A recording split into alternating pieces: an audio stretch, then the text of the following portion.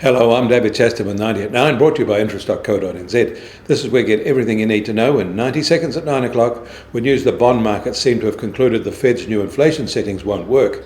But first, the latest regional Fed factory survey in the US is out for the Texas region, and that shows a good recovery in new orders and an even better recovery in employment.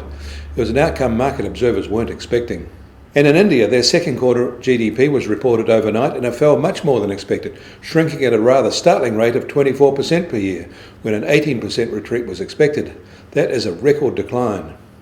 And that is on track for a 10% fall for all of 2020. And as the pandemic is still gripping the country, a similar fall is expected in 2021. In Japan, the recovery of consumer confidence, which wasn't strong in the first place, seems to have run out of steam before getting anywhere near last year's levels. And last year's levels were depressed anyway.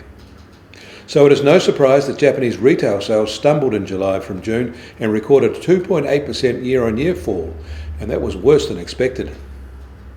China's official factory PMI for August is held at small expansion level and come in at almost the expected level, but their services PMI is showing clearer expansion. New factory order growth is now at its best level in a year, even if it is an expansion that is modest.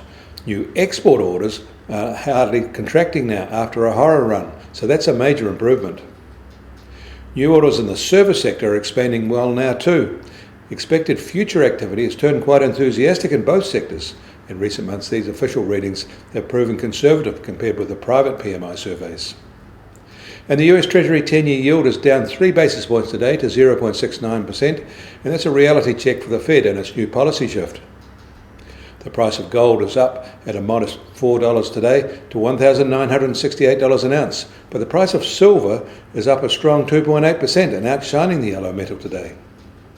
Oil prices little changed again today at just under $43 a barrel in the US, while the international price is just on $45.50 a barrel.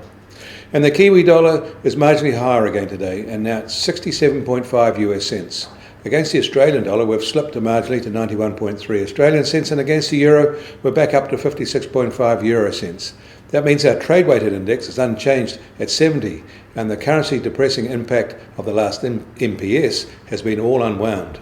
I'm David Chaston. It was 90 at 9, brought to you by interest.co.nz.